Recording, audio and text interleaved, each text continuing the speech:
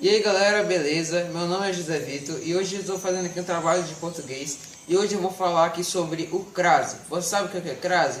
Se você não sabe, você vai aprender agora neste vídeo aula.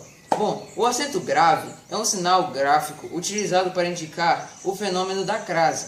Chama-se de crase a fusão de duas vogais idênticas e na língua portuguesa acontece quando a preposição a une-se ao artigo pronome demonstrativo a.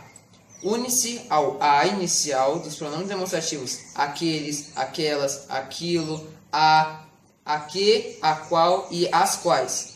Então, hoje eu vou mostrar aqui também para vocês os principais casos onde não se deve usar o crase, onde deve-se usar o crase e onde o uso do crase é facultativo. Principais casos onde o crase deve ser usado. Diante de substantivos femininos. Os substantivos femininos eles devem ser usados o crase, porque o crase ele não deve ser utilizado em pronomes que sejam masculinos. Nas locuções adverbiais e prepositivas femininas. Ou um exemplo, o poeta sempre escrevia à noite, ou seja, em fenômenos da natureza, ou também em locuções adverbiais também. Também nas expressões que indicam os números de horas. Por exemplo, chegar pontualmente às 4 horas da tarde, ou seja, o crase também é permitido nesse momento.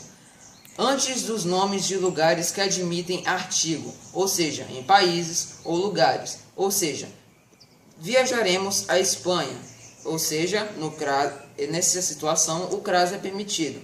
E nas férias fui à Bahia, também nessa situação o crase é permitido.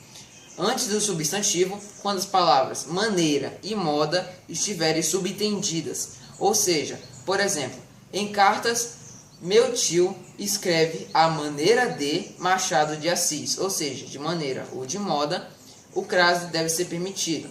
Da sala, senti o cheiro do bife à moda milanesa, ou seja, se a moda e a maneira de estiverem subentendidas, o crase deve ser permitido. Agora vamos aqui para os principais casos onde o uso do crase não é permitido.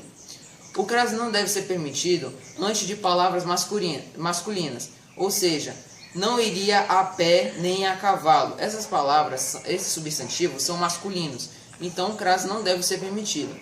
Antes de verbos, exemplo, prefiro nadar a correr. Nessa situação o crase não deve. Agora vamos para os principais casos onde o uso do acento grave, ou seja, o crase, é facultativo. Facultativo é onde ele deve ser obrigatório. Antes de pronomes possessivos femininos, ou seja, um exemplo, ele não se referiu à minha irmã, ou seja, pronome possessivo é dela, dele, a ele, entendeu? Também, antes de nomes próprios femininos, ou seja, faremos a visita a Raquel. Ou seja, a Raquel pode ser tanto artigo ou crase. Então, facultativo não é bem obrigatório, mas sim onde ele pode ser opcional. Ou seja, ele pode não ser crase ou não ser crase. Ou seja, faremos a visita a Raquel. Pode não ter crase ou ter crase.